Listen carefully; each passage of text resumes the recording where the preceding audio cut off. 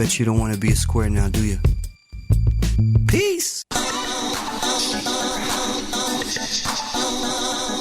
Hi, this is Carl McIntosh from the Loose Ends Experience. Please join me on Saturday, the 12th of November at the Randolph Theatre for Arts alongside Saul Pacquiao Jones and Eunice, hosted by Master T and Stokes. DJs on the night are Paul E. Lopez and the iLife Collective. Doors open at 7 p.m. This event is brought to you by iLive Radio and Hot Stepper Productions.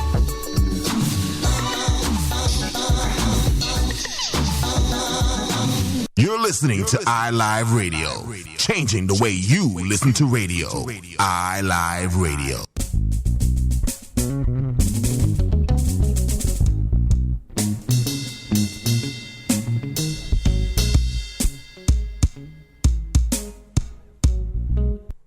Welcome to the show, everyone. Thank you for spending your Sunday afternoon with me, Patrick O'Morris, on the Patrick O'Morris Show.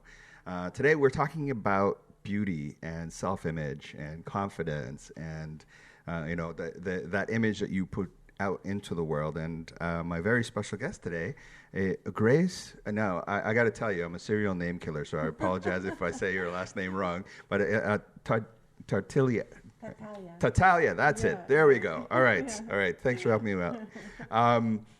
You've had quite an interesting career.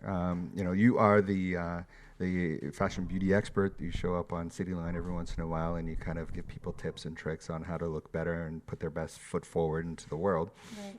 And you're spokesperson for Revlon as well. That's right. So you do a whole lot of stuff. Well, I really believe in that you have to be a me ink. A me ink. A me ink. I like that. Me ink. Okay. Me ink, because you have to be able to do a lot of stuff. You can't just pigeonhole yourself into, I'm going to be like a hairdresser, or I'm going to be just on TV, or I'm just going to be a spokesperson. It all kind of goes together, right? So whenever I say I'm a me ink, it just means that I will try to do as much as I can within my field, rather than just pigeonholing myself into one thing. Oh, that's amazing. Okay, so I got to let everybody know, if you have any questions, by all means, you can hit me up on Facebook, Patrick O'Morris Show, or just Patrick O'Morris. I'm probably the first one. Or if you Google me, Patrick O'Morris, I'm going to be the first one that pops up. Or you can send me an email at pom@patrickomorris.com, and then I'll get your questions to Grace. Yeah. So I want to get into this a little bit and let's get a little bit about your background. Like, why was this me ink thing that you're doing, in the beauty industry? Why was this something that you wanted to do? Like, were you like 3 years old and got up one day and said, "Mom, that's what I want to do"? Because I've always loved the beauty industry. I mean, when I was little, I'd be in fields picking flowers and trying to make potions out of them for your skin or your face or something. And then by the time I got to high school, I was doing makeovers in the cafeteria. Oh, wow. I hope you got paid. Yeah, I had my little cosmetic thing. I was selling stuff. Like, I was selling foundation and powders and eyeshadows and stuff. Like, I was. And these were all ingredients that you were making yourself, when I was little, I'd make them and try to do something. But as I got older, I really realized it was a business for me that I loved. And when I was in school, I would be making over all my little friends, and there'd be lineups to the point where I couldn't get lunch. Oh, wow. So, I went off and I said, okay, well, I'm going to go into university, and it didn't last because it wasn't something for me, and I dropped out, went into hair school. My mother flipped. She's like, what?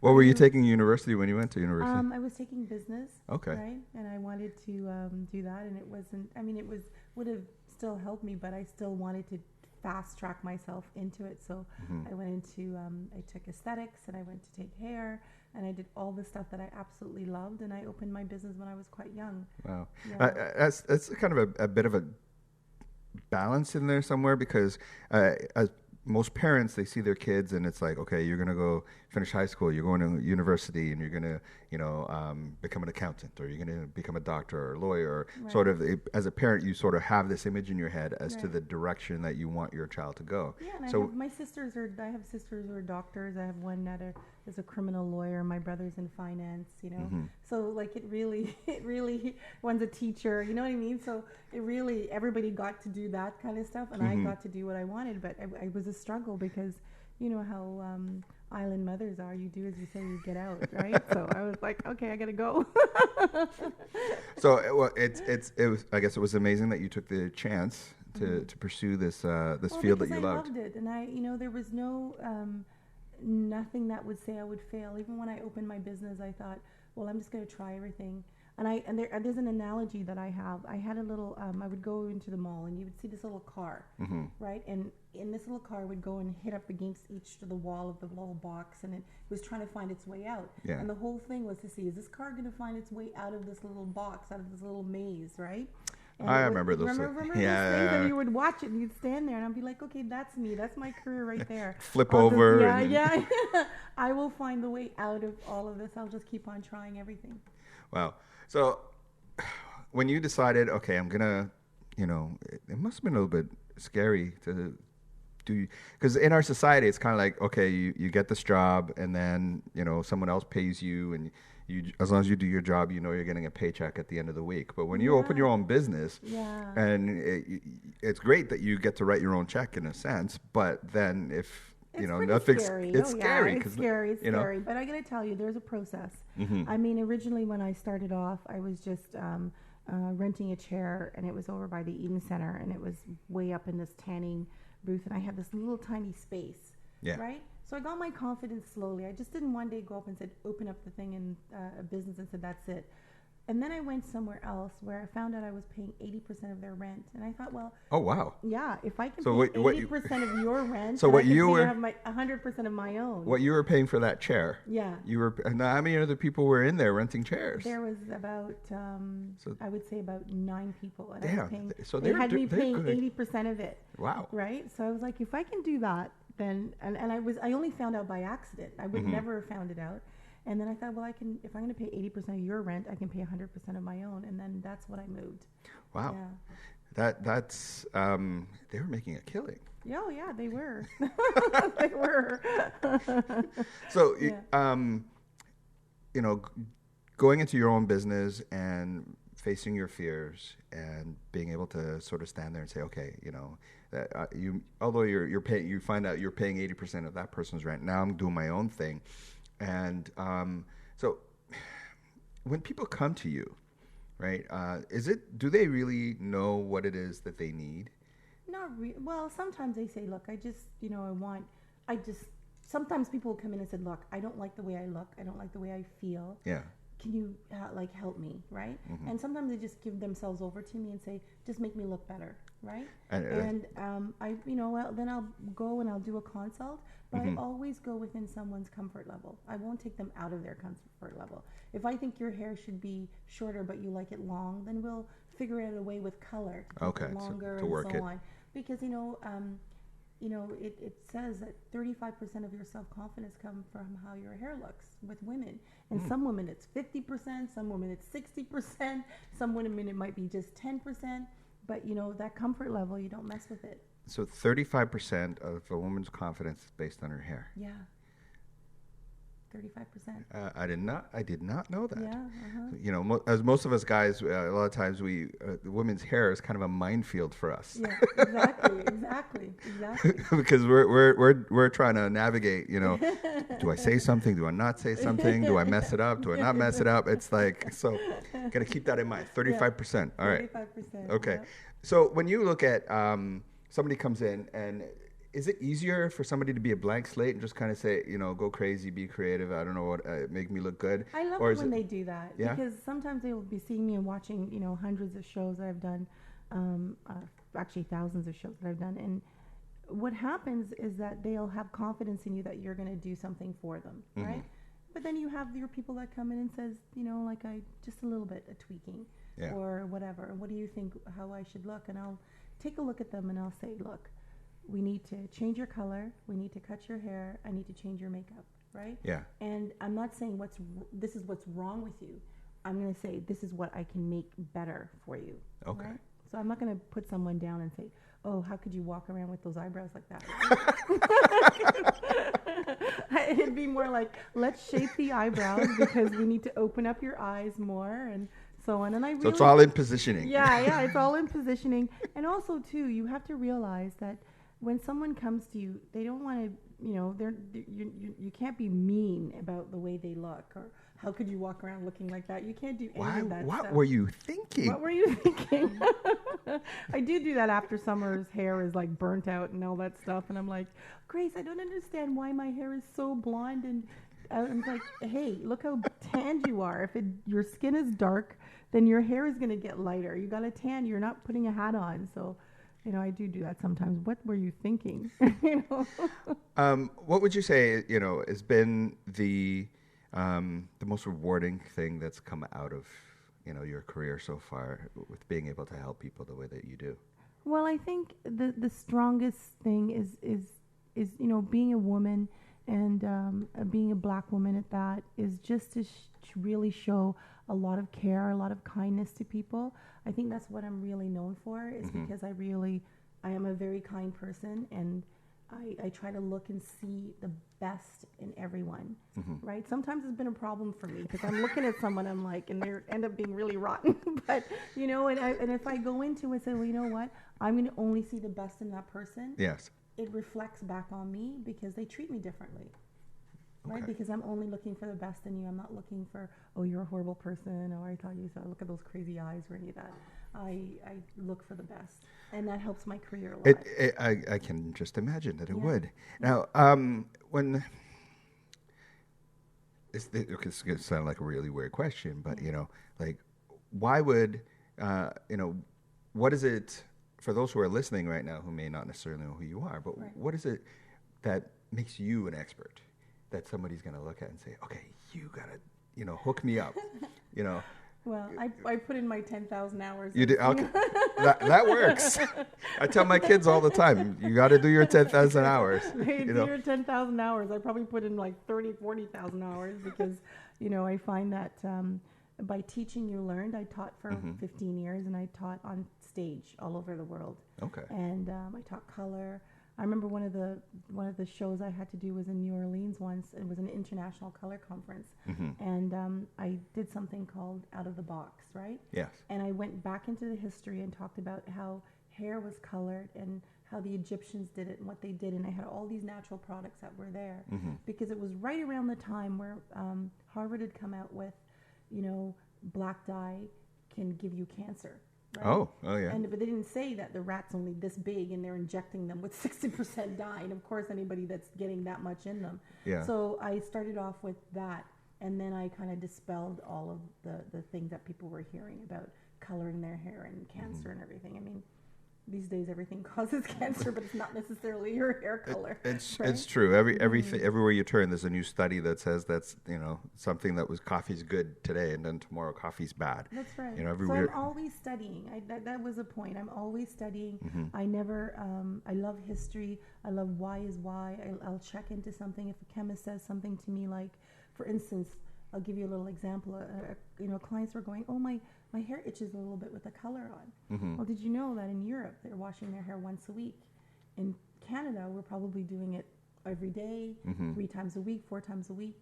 So the sebum from your hair is not there. So the color is meant to formulate on hair that's been 7 days without washing. And so that's where you get the itchiness. But people would never have known that, right? I said, well, when did you wash your hair yet? Oh, I washed it this morning. I said, that's why. There's nothing to protect your scalp. Oh. You've taken it off. So little things like that, right? The knowledge in my head is crazy amount of stuff in there. So sometimes you just got to wash your hair less, ladies. Yeah. It might get a little frowsy, but just leave it alone for a little bit. If you're going in for a color, just give us a few days of some oil buildup on your scalp, so you don't go, it's itchy. So you've taught all over the world. You've done a lot of workshops and seminars and color techniques, a whole bunch of different things. What would you say is the best experience that you've had on stage teaching? Well, I think the New Orleans one was right up there because the room was packed, and it was quite a bit of different rooms that were going around, and that people had to go to. And there were people that I would see in the audience, because I maybe did around 3 shows, and they came back 3 or 4 times because they said, you know what? The information that was given in this class, it really taught me something, and that I didn't know. And this was an international conference, so it was people from Germany, Peru, Spain, and then they took it, the information that I gave, and I gave it to someone in Spain, and they translated that information over so they could teach it in Spanish. So that was one of my favorite things. And then, of course, with Revlon now, I travel with them all over the world for the Style Masters competition. And the Style Masters competition is a worldwide one. Last year we had, this year, in May, we were in Paris, and we had 4,500 people from all over the world, and vying to be the best style master. So my thing was to basically bring a City Line came with me, and so it was just getting everyone interviewed and getting the buzz about the show, which grows every year bigger and bigger and bigger.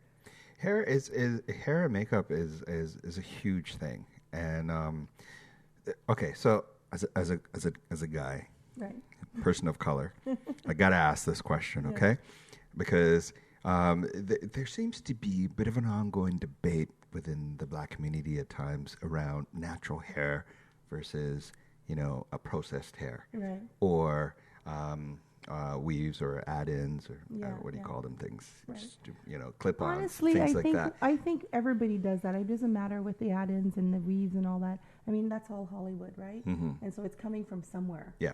So we're all kind of following the trends and what they're doing in the hairstyles and so on. And sometimes women's hair can't grow that quickly. Now, if a woman feels better with her natural hair and she feels that feels more confident with it, all more power for her. If she feels more beautiful putting add-ins, then let her do that. It's all about how you get through this life feeling for your best self. And for me as a beauty enhancer person, I can't tell you, no, that's wrong. No, that's wrong. It's how you're feeling. Your confidence level will go up if you feel that you're doing what you should be doing as far as your looks goes. So a lot of women say, I do my hair this way because, it's what I think guys want. Or I do it that way because it's what guys want. Some say, they think guys want natural. Guys want the weave or the long hair and all these different things. Right. What do you think about that? Well, I don't think men we're going to govern what women hair looks like. I think it really comes back to the self-confidence of that woman and how she feels best that she should present herself to a man. Because when you really think about it, the confidence of a woman, right? Yeah. It doesn't matter what she's doing with her hair. If she's got that confidence to rock that little afro, and that little afro may be blonde or black or whatever, or a big afro or whatever it is, if she has that confidence, that's what men find sexy. Don't you find? It is true. Yeah, it is. As a dude, I will say that one of the most sexiest thing on a woman is confidence. Absolutely. Not arrogance, but confidence. That's right. It's true. You don't care what she's doing with her hair as long as she's confident in it, right? But I always feel like, you guys want us to care what you do with your hair. We do and we don't. We kind of do, we don't. We're like, okay, but care, but I really want to do it the way I want to do it, right? I know. In a way, you're actually quite right, because there's I remember this one incident. This client came in and she was blonde, and she goes, "I want red hair. I've been thinking about it for a month, and I want red hair." She didn't discuss it with her husband. Oh, okay. Like, he likes blondes. Oh, okay. He comes to pick her up. He sees her with red hair. I never forgot, this is like a long time ago. And he turns around and he leaves her at the salon. She was back the next day getting her hair blonde put in it. Oh, wow. Yeah, exactly. So there's some people that's that kind are of scary. Really, yeah, there's some. That's what I thought. That's what I thought at the time. I was like, wow. But she's still married, so. That's. So okay, she's still married. She's still married. Okay, but that's. Because she's conformed. That right. So there's people out there. I mean, it might be the same way. A woman might like her man to look a certain way, and if he changes it, she'll be like upset about it. It's how people are. It is. Okay. That's kind of scary. Yeah. Okay, so you have you've been nominated for a bunch of awards, received lots of awards, and all this sort of stuff. Well, as a person that helps other people figure out their best selves, to be able to put themselves out there, in the world. When somebody comes to you, and what's the process like? So if I come to you and I say, I need you to hook me up, can you give me some hair or something? Yeah. What's the process that you go through to sort of Well, help it's them to quite- figure out what's going to work for them, and then what they might be comfortable with that you can work with, or is there sometimes that you're just look at the person and you're like, you know what you're comfortable with, we need to throw that out the window and hook you up. Yeah, I a lot of times when people come in, I'll do exactly this. I'll say, this is what I think, right? Okay. What you should do. Mm-hmm. And I said that, and I do that first. And because I want to show them that I have confidence in what I'm doing for them, right? Mm-hmm. And then after I've done this, so what do you think about what I just said, right? Mm-hmm. They'll either say, I absolutely love the idea, or they said, okay, well, I would like less hair taken off, or could you make the highlights darker? Mm-hmm. Or, I don't want to change the color too much, maybe just a little bit of lift, right? Mm-hmm. So within their guidelines, sometimes people give me carte blanche, but it's automatic for me. Yeah. You sit in my chair, I tell you what you need, and I'll actually have a whole bunch of information on my phone. Mm-hmm. So I'll go in there and I'll say, okay, your hair should be this length, it should be this color, and I flip through my phone and I'm showing them as I go, because I think pictures speak 1,000 words. Yeah. Right? Everybody understands a photo. There's no, I didn't know you were going to go blonde when I had black hair. You know what I'm saying? Yeah. There's none of that going on when I show you the I didn't realize it was going to be that short. Yeah, exactly. I always hear the comment, I always hear comments from women. They're like, she cut my hair a lot shorter than what it was that I really wanted. Yeah. And I'm like, did you pay her? She's like, yeah. I'm like, so if you got what you didn't want, why did you pay for that? It doesn't make any sense. Yeah. So maybe you're right in that you're going to show the photo. Well, before I cut hair, say for instance I'd color the hair and all that stuff, everybody's happy with the color. Before I touch the cut, I recap what we said. You said you want 4 inches off the back. Mm-hmm. Is that right? We're going to angle the sides like this. We're going to layer the top like that. We're going to do about 5 inches up here. Is that correct? And then I do it. So there's no, I didn't know that 4 inches was 4 inches. I didn't know any of that. If you say you want it was here and you want it now at your collarbone, mm-hmm. I say we're bringing your hair to your collarbone. Is that correct? Yeah. Because it's reassuring everybody that, what we're going to be doing and what's the next step. Okay. Every once in a while there's some crazy stuff that goes on and you're like, what do you mean I didn't know it was going to be blonde? But, what's the most memorable experience you've had with someone in your chair? Besides that lady with the blonde hair. Yeah. And then went red and then came back blonde. I hope she's okay, by the way. Yeah. I'm sure she's good. Memorable, let me think. Geez, I think the most important thing is that when you transform someone so beautifully, mm-hmm. and they look at themselves and they think, I never thought I could look like that, mm-hmm. right? And tears roll down their eyes or something. Wow. That to me is the most satisfying, right? And they get up and they genuinely hug me. Like, I'm a big hugger. When all my clients hug me, I hug them. And when they genuinely hug you and they say, thank you so much, I feel so good about myself. That happened with me the other day. I was I had a model that I was working on, and she's been modeling since she was in the 70s, and she was now mm-hmm. 60, and she was doing a show at the Woodbine, and I was just talking to her about her look and so on, and she came up at the end of the show, and she said to me, after I worked on her and did her hair and makeup and stuff, she goes, I haven't felt this beautiful and this good about myself in a long time. Thank you very much. Wow. And this is a person that modeled all the time. But, as women, sometimes women don't tell other women how beautiful they are, mm-hmm. right? And how special they are and how what they're doing is the right thing or any of that stuff. And I think it's really important. That comes from the kindness of a human being to another human being. Mm-hmm. But I've also had it where I've had women, I've walked up to them and told them, oh my gosh, you're absolutely beautiful. And they start crying because nobody's told them that, or they felt really bad about themselves or something. Mm-hmm. And they just hugged me. And I was just like, wow, I didn't realize your power of your words, especially if you're a woman to another woman, mm-hmm. is very important. So for all the women that are listening right now, make sure you grab another woman, give them a hug, and tell them how beautiful they are. Yes, absolutely. Spread the love around. Spread the love around. Yep. I want to talk a little bit about the campaign you did, the No Hair Selfie. No Hair Selfie campaign. Yeah. Well, I've been very lucky to be asked for the Princess Margaret Hospital. As we know, it's probably the 5th largest in the world for cancer research. Mm-hmm. And I was asked a couple years ago to be the spokesperson for the No Hair Selfie campaign. And so what I did that year, the first time I did it, I did a haircut that was $740,000. And it was done on Harley Mentz. So one haircut. One haircut, For $740,000. And it raised... That must have been a hell of a haircut. Yes, the first time we did it, it was amazing. We did it at the Steam Whistle Brewery, and we raised $2 million in like 3 hours. Wow. And I mean, the energy in that room, because there was tons of cameras and tons of... So if I want that haircut, can I get a discount? Yeah.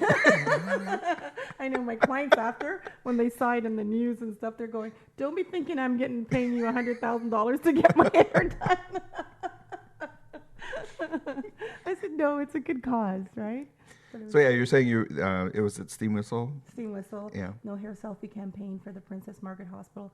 We do it every year, not necessarily always in the same spot, but you know, this is a little shout out for anybody that's out there that wants to help raise money for cancer. Contact the people at Princess Margaret for the No Hair Selfie campaign and see if you can see what the process is, because there were people there. I mean, Harley, he did 740,000, but there were twins there that did 180,000. There were other people that were doing some big numbers to raise that, you know, and everybody was shaving. So were they raising that money in order to? So they raised the money first. Yeah. And then you do the cut, and then you know it was just 740,000 was just the biggest amount. Wow. And Harley looked like Einstein, really. So for him to cut his hair, like, it was a big deal because he loves his look. Yeah. Right? But then he said to me, you know what, Grace? I said, look, if everybody, he's a vice president of Deloitte, and he goes, look, if everybody wants me to see my haircut, my vanity is not worth $500,000. So wow. And so everybody was just throwing money at him to shave his head. And after he did that, he looked like Ralph Lauren. He went from Einstein to Ralph Lauren. So how did you get involved with that? Is that something like the charity work thing? Was that something that you've always wanted to do, or they just kind of approach you and say you need to do this? Or I got approached by Barbara Lockhart. She works with a campaign to do this a couple years ago, and then so I've been now working with them, trying to get the word out there for that. And I think it's really important that we give back, right? I mean, eventually, at the end of March, closer to the next, probably, hopefully in the next 10 years, I'll be able to start a foundation that really kind of helps women and young adults to kind of get themselves back together and not really care about what people say about how they look, make them feel better about themselves, right? Because that's the most important thing. We're all so different. Yes. Why do we have to be pigeonholed into looking like Heidi Klum when we don't, right? We have our individual beauty. There's something I actually want us to spend a little bit of time talking about, and that is, young women growing up today, the image that they're seeing in society, whether it's movies or fashion magazines, like so many things are computer enhanced. They're airbrushed. They're thinner than what they really are. Their stomachs got more abs than they really do. Like all this stuff, this imagery that's out there, that young girls growing up are looking at that and considering that to be beauty. But then when they look at themselves, they may not necessarily reflect what they're seeing in call it mainstream media. With what you do, and how do you do any work with young girls to try to help them to navigate that? But then those young girls turn into older women who still carry the baggage of that imagery in their minds. Well, I think one of the most important things I say to my clients that have daughters, that I always say, bring them in at 13. 13. At 13, okay. Because that's the age where it's so important for them to start working on their image. Because unfortunately, it's younger and younger now. So at 13, so don't let them go on the makeup and do that stuff on their own. Bring them in. Let me show them how to do it softly and nicely, and so they still look like your little girl, right? And how to care for themselves, and how to care for their skin, and how to care for their hair. Because I was lucky enough to have a mother that did that for me, right? So now I do that for my clients' kids, no problem, and they keep on coming back because that was an initial thing. That how you say, okay, this is how you're beautiful. Stay true to yourself. Do women in general really know how to do their makeup? You know, with YouTube and all the stuff that's going on, a lot of people now know how to do their makeup. If it's the right makeup for them, not so much, right? Because we don't want our 13-year-olds to look like they're 30-year-olds. And then the problems that come along with that, right? When they take it off, they look like they're 13 again, right? It's really important that young girls try to be your age-appropriate makeup. So if you see that beautiful cat eye and, you know, with all the, you know, the smoky eye and all that, it might be not so age-appropriate for you. Try something a little softer, a little bit of mascara, a little lip gloss, maybe powder your nose, but that's it. Keep it soft and simple. There's a lot of guys these days that are starting to wear makeup. I don't say, you know, enhancement and making yourself look better. I don't care if it's men, women, whatever. If it's going to make you look better, do it. If you need to use a BB cream because you don't think your skin's perfect enough and you're a guy, do it. Right? Do I need some cream? No, you're good. I'm good. It might get stuck in your beard. and then it'll be like, oh, well, you're looking a little smoky. If I could just move this up here. Do you have a process for that to help me out? Yeah, stretch the skin on the beard over to the hair. Move it up to the top because it's moving head, away. Your bald head is a good thing though. It works for you. Thanks, but you know, it's just sometimes you like the option, right? Well, you can do a comb over like Donald Trump. Yeah, a beard, call it a beard over. So let's talk a little bit about you being a spokesperson for Revlon, and you know what is that like? You get to travel the world and party and stay in a different hotel every night. You know what? They treat me really, really well. Because sometimes I go to countries and I'm like, I could never afford this. I know. Like when I was just in Paris, I was just like, wow, you stayed in 5-star hotels, you had 5-star meals, you had amazing trips that they planned for you, you know, and I was quite blown away by the trip. But each time, every year, it's different. So like last year it was in Rome. The year before that was, I think, Madrid. And the year before that was Portugal, nice. I believe. And so, you know, Budapest, all those places. So it just gets better and better, and you're always treated like special, you know. I feel special working with Revlon.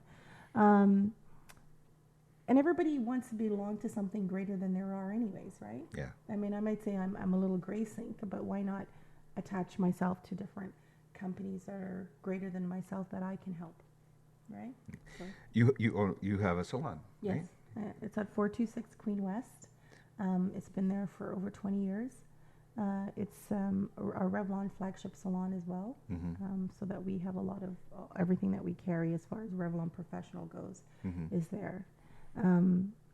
It's a beautiful space. I brought in columns and carvings and so on from temples in Indonesia. Wow. Right? And so the whole place just has a beautiful feeling. And I got to tell you about things that hold energy. So when I first brought the columns in and all this beautiful thing, people started confessing in front of them. We were like looking at them, go, what's going on? And then I realized were they good stories? Good stories, and they were like crying, and I'm like, so then we start telling people, like, you know, I think these things have something. These things are doing stuff to people. Yeah, it's putting you in this confession mode. Like, don't just realize. They keep coming and they don't want any services. They just want to talk to the statues. So the carving, right? Yeah, that's interesting.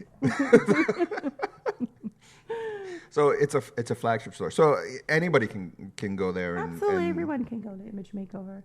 It's you know, the name sometimes we call it IMO or whatever, but it's Image Makeover. Why not? There's nothing wrong with your image. Image is everything, right? If I came in here and I look like a homeless person, you wouldn't take me so seriously, right? Honestly. Right, and when people say, "Well, you know, people shouldn't be so judgmental," well, we are judgmental. Okay, what else have we got to do? I'll give you a little bit of a story of, you know, I've lived many lives in my somewhat not so short life on this planet, and when I was in my early 20s, I worked at a car dealership, sold cars, and so my first week on the job, I'm in the showroom. And I see this guy pull up, and he's driving a really old, very beat-up car. And he gets out of it, and I'm looking at him, and he's wearing a T-shirt that's like 3 sizes too small, and his pants look like he stole them from the Bee Gees from the 70s or something, you know, the belt. And I'm looking at this guy, and I'm like, I'm gonna go talk to this guy. This guy's not gonna have any money. Like, I'm not even gonna bother to try. So I go back in and I sit down and I'm talking to some of the other guys. And so this guy walks into the showroom and walks into the manager's office, sits down, puts his feet up on the desk. And I'm like, what the heck? So I look at one of the guys I'm working with. I go, who's that guy? He goes, oh, that's the financial backer. I was like, what? He says, yeah, that's the financial backer. That guy's worth $100 million. And I looked and I said, what? And I go, why is he dressed like that? He goes, oh, he just went to pick up that car from someplace. And I'm thinking to myself, wow. Like, based on, what I saw, the image I saw of this particular person, automatically at that point, I judged him to, like, he couldn't afford to buy a car. But this guy owned the business, So a lot of times I think when people, I saw him, 2 weeks later, he came back and he was in his Armani suit and he was driving his Bentley and, all this sort of stuff. And he almost looked like a completely different person. But the image that people walk around with is very powerful when people look at us. So when somebody walks, if that guy was to walk into, your salon and be like, okay, so I need something. Because I think a lot of people they know that they may not necessarily be comfortable with the image they're portraying. Like he didn't care, right? He could afford not to care. But for the everyday average person that walking around, they might be looking at themselves in the mirror and thinking, you know what, I know I need a change, but I don't necessarily know what that change should look like. So when they come to you and they're looking at you like, I don't really know, maybe it's the way that I dress, it's my hair, it's my makeup, I need to get this wart renewed from my neck or something like. Okay, so I got a story for you. Just like you did that little story for me with the car, I have a story for you when I was very young. Being Black, you're always very, you're very aware of things. Very conscious. Yeah, very conscious, very aware.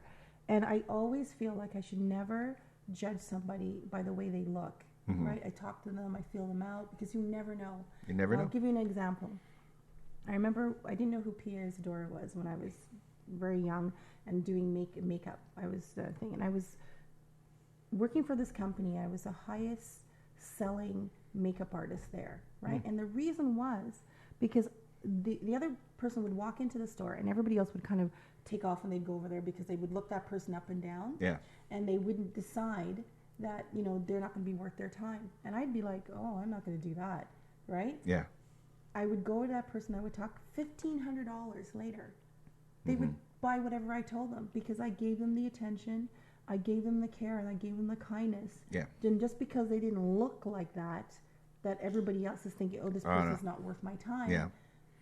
And that was a very early lesson for me. And I realized that I've kept that my whole life, and it makes a huge difference because you just never know. So the second part of your question is, when somebody comes in like that, I automatically don't judge. I don't look at you and say, oh my God, she can't afford me, or she can't do this, or whatever. I don't judge. I do not spend your money for you, right? Meaning that I won't tell you what's in your pocket, right? Because I don't know, and it's not my business. And if somebody wants to look better, they will pay anything they can pay to do it, right? It is very true, and I have some boys in my house that I'm growing. So I'm trying to kick out a couple of them. And it's like, it's time. Boomerang kids. They'll come back. They just never left. But the image, I always talk to them about the image that they portray to the world. And a lot of times people will say, oh, it doesn't really matter. People are supposed to get to know me and figure it, and then, I can wear whatever I want. I can do whatever I want. But society is always judging us, right? No matter, I learned at that moment in time, I learned my lesson. And at that point, I completely looked at people differently. But society is such a way that they look at your image first and then create this vision in their head about your image that they're seeing. And then it's almost like you have to prove them wrong. it's to what they've already created within their minds. Right. For people, young girls that are growing up today that are looking at themselves and may not necessarily look like the image that society's kind of telling them they need to look like. Mm-hmm. They may Beyoncé's and the Heidi yeah, Klums and they the may not be Kardashians and all that. exactly. They may not be anorexic like some people, or they might be a little bigger, a little rounder. All the different booty things. implants or BB implants. Well. And again, they go back and say it's what us guys want. But anyways, that's another conversation for another story. It's scary. As a parent, it's kind of scary because when you look at how powerful media is, and you're one voice in this huge sea, trying to move getting people to move in a certain direction, that must be hard. Well, I think when I look at people, and like I said, I only see the good in them, but I also only see the beauty in them. Like I'll focus on, for instance, somebody comes in and they have the most beautiful eyes, right? Mm-hmm. There's always something on someone's face that you can enhance or make look better. It could be their skin, it could be anything. It could be their nose. Mm-hmm. You focus on that and you build out from there, right? So in a nutshell altogether, I think image for a person, it should be what you are, but enhanced, rather than trying to be someone completely that you're not. Right? So what you work with the person to figure out what their personality, their character is. Their character is what they're willing to do too. Because sometimes I'll say, "Are you going to be able to do this when you get home?" Because if I see you on the street and you don't look like this, I have an issue. And then they say, "Well, I went to Grace. And No, Grace taught me that I'm supposed to wear this purple blush with this green eyeliner." Exactly. So I'm just like, you make me look good out there because I'm teaching you something. But if you're not going to do it, you're not going to make me look good. And I do. Sometimes I see people and I reward them by saying, "You're making me look good. Thank you very much." Right? So it's all about you. Yeah, it's all about me. It's all about me. Bring my image out there. But really, at the end of the day, I think I just want people to look the best they can be, and not like a Kardashian and not like this. And that's why a lot of times I look at trends. Like I always know what the trends are and what they are doing, and I can implement some of the trends if a client really wants to be trendy and be into that. I'll incorporate some of the trends. Sometimes they work for them, and sometimes they don't. Maybe they just want to look more modern or completely change their look. But the important thing with image is that you keep it. If you look like somebody completely different, nobody is going to take you seriously. They're going to be looking at you and going, they're kind of looking at you, waddling their head going, what's with her nose, or what's with her eyes, or what's going on with this, you know what I mean? Yeah. And then the confidence kind of goes because they're kind of looking at you like you got three heads and they're not sure why it works like that. What would you say are common misconceptions in and around that women sort of walk around with when it comes to their makeup or their hair, their style? It's too much. It's not enough. Is it neat? Is it clean? This and that. But I got to tell you one thing. Always put your best foot forward every single day that you go outside. I really believe I'm not a kind of person that you'll ever catch at the grocery store with no makeup on my face and kind of jumping around with just looking really messy. I've just never been that person, right? Always put your best. You walk out your door, you make sure that you're at your best self, whatever that is. It could be a casual best self, it could be a glamorous best self, but every day you make sure because it's part of your self-confidence, right? You run into an old boyfriend and you got rollers in your hair and your lipstick, you got zit cream all over your face or something. You're gonna feel good about yourself? Hell no. Right, keep that stuff inside your house. But he's an old boyfriend for a good reason, maybe. Yeah. Maybe you want to scare him, but usually you want to look your best, right? Say, look what you're missing. Usually that's what you want, not the other way. Like, oh, I'm so glad I got rid of her. Right? Actually, it might be true. Exactly. Put your best foot forward out, and you never know where your day brings you. Like you never know. I can't be a spokesperson for $1 billion company if I don't bring it and if I'm not living that person of beauty. You just can't. And I can't walk around with ripped up jeans and a t-shirt and stuff like that and running shoes unless it's a look I'm going for. Yeah. Right? Yeah. You just can't. You can't expect to be here and not keep yourself at that level as well. It's just impossible. Let's talk about Cityline. We haven't really talked about that yet. Yeah. So you've been, how long have you been? 20 years. 20 years. 20 years, over thousands of shows. I didn't realize the show was on. I'm getting old. Listen, we celebrated 3 years ago, 30th anniversary. Oh, wow. So we're 33 years now. It's Canada's longest running television show. We Yeah. had, Deanie Petty. Yeah. We had Marilyn. I was with Marilyn for about 14 years. Now I'm with Tracy Moore, which she's fabulous. She's absolutely fabulous and top of her game. I love that girl. Wow. So being on that show for as long as you have, how's that impacted your life and your world and your ability to be able to help people? Well, I think I'm more visible for sure. My salon became a destination salon. So, one day a client came in yesterday, actually. She said, "Well, I'm coming all the way from Richmond Hill," and there was somebody. There was somebody who goes, "Well, I came from Peterborough," and the other person was like, "I'm from Sarnia." I'm like, so you really are, this is a destination salon. So if you came from really far out, you are probably the closest in here. Oh, wow. Right? Yeah. And this guy was waiting in the waiting room, and he goes, "Oh yeah, I'm new to Toronto and this and that." He goes, "I'm from Sarnia." I'm like, "Well, she's from Sarnia, right over there," and they ended up knowing each other. Oh, yes. Sarnia is a small town.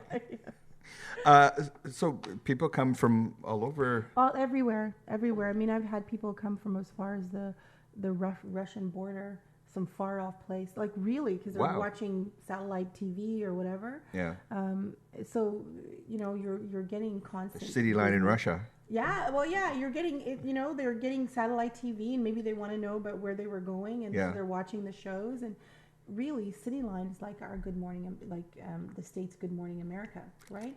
So it's an extremely informative show. If you wanted to know about your city or your country or what was going on, beauty, fashion-wise, a variety of stuff with doctors and everything, because everything is kind of touched on that show, you would go there. Wow. Yeah. How did you get on that?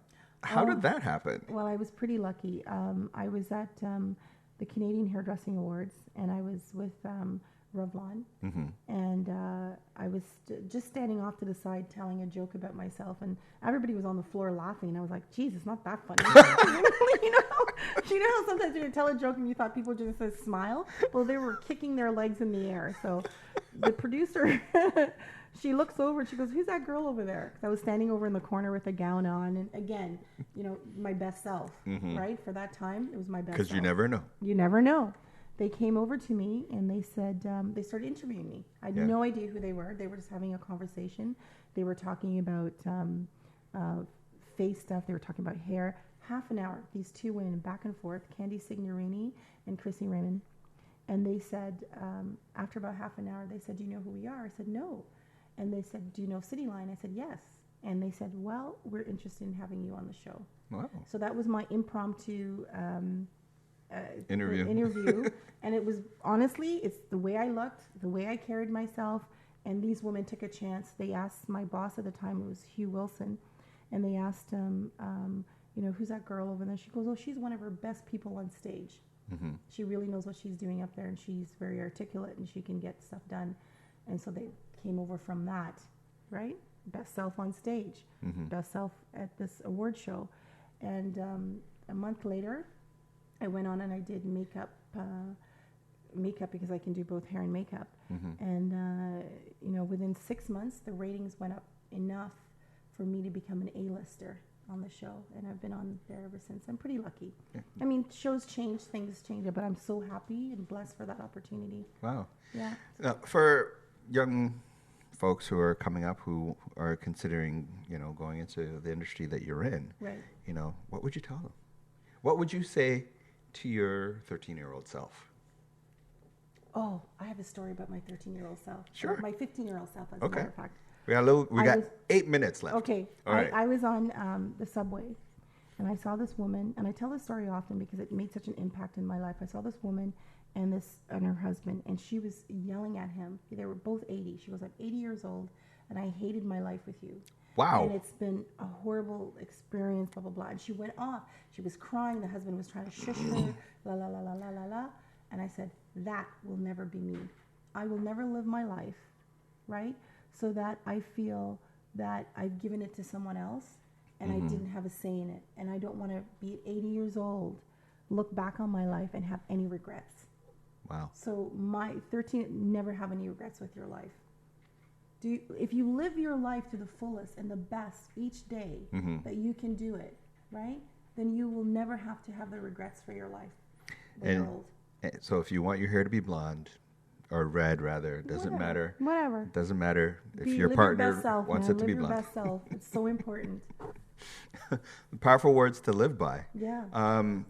It's been a pleasure having you here with me today, talking about all the things, wonderful things that you do. When is the next Princess Margaret Hospital No Hair? It's February Selfie? 4th. Okay. Which would be World Cancer Day. We usually do something around that. Okay. So it's a little shout out for that for people who want to get involved. You can contact the No Hair Selfie campaign at the Princess Margaret Hospital. You can contact also Barbara Lockhart, and she will definitely talk to you about how to be a part of that. How to be a part of it. Okay. And what's the address for your salon again? It's at 426 Queen Street West. You can find me on Facebook under Image Makeover, so you can always track me, see what I'm up to. And Instagram is under Grace Tartaglia. Okay. Do you do any? So you do hair and makeup. Do you do any like fashion? Oh yeah, I can do like if they give you a credit card, you'll take them shopping. We did have a service like that in our salon, and there's a few companies in the city called Images That Suit. I think is one of them that can actually pull your look together. But I really think then there's all kinds of stylists that we work with. If that someone would want to come in, we can bring someone in to help them with their clothing. We have a few people on staff for doing that. Wow. So you got it all around it. Yeah, and my next thing that I'm doing is the laser. I was telling you earlier we're bringing lasers to help you with your weight, and also another lasers. Yeah, called laser. Okay. I'm working with a company out east called Laser Is. I don't want to invent the wheel. I want to just do something that's already perfected. So what does the laser do? It's like your time in the gym without you going? Here's the thing. It helps you because I was talking to a friend of mine, Aviva Reiner, and she has a company called Perfect Fit. And we were talking about how could we fast track her clients, right? And I said, well, why don't we use a laser? And we'll call it fast track. You work out with, you would have the laser kind of help melt off the fat. And then as you're working with your personal trainer, so you're going to see results so quickly, it'll make your head spin. I'm sorry. What does the laser do? You got to help me out here. I don't know anything about this. It's a cold laser. There's a bunch of different things. It's a cold laser. Cold laser. So okay. It would basically poke holes in the fat, and it drains out through either your liver or through your system, so that and you could do light exercises like 20 minutes walking a day, or you can work out at the gym if you really want to see your results faster. That's one. The other laser is something that's called again cold laser. It works on your acupuncture points, and that one will help you with stop smoking. They have a 94% success rate for stop smoking, and also the other laser will help you for stress management.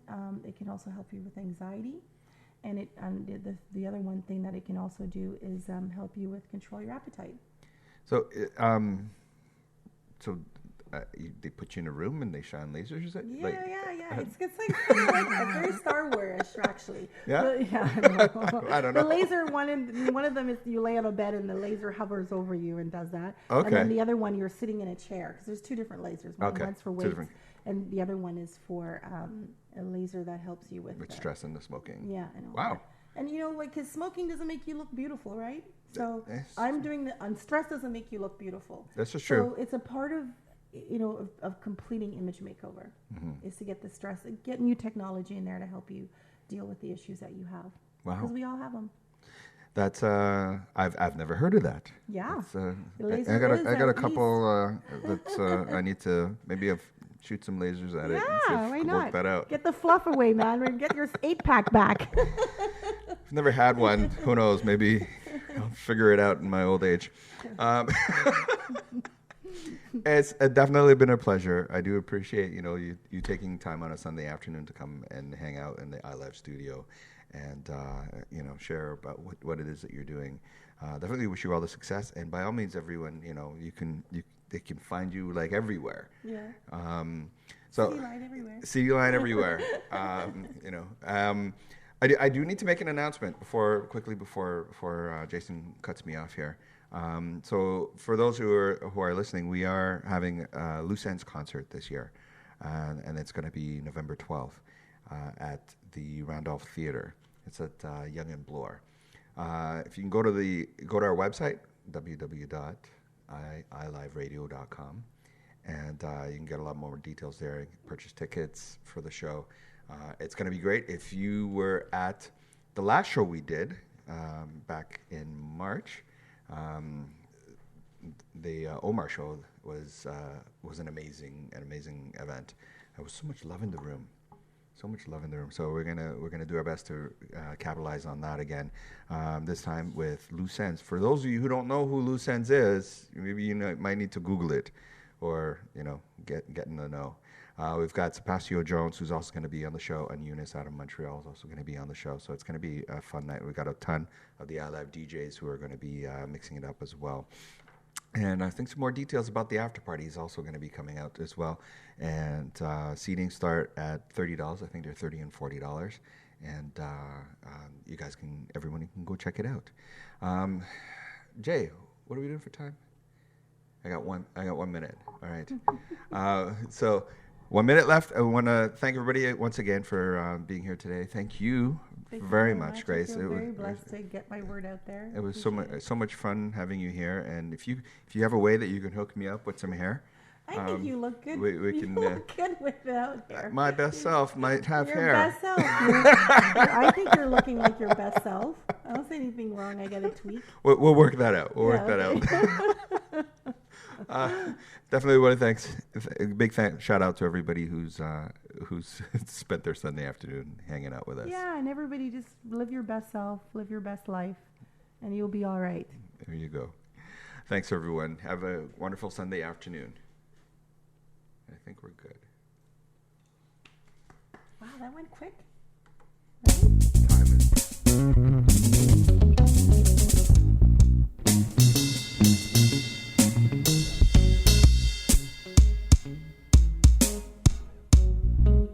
Best internet radio station around. iLive Radio, the new social network. I say